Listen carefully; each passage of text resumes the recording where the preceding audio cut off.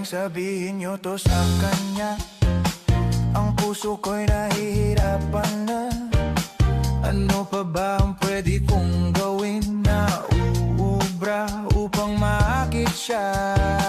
Palagay kaya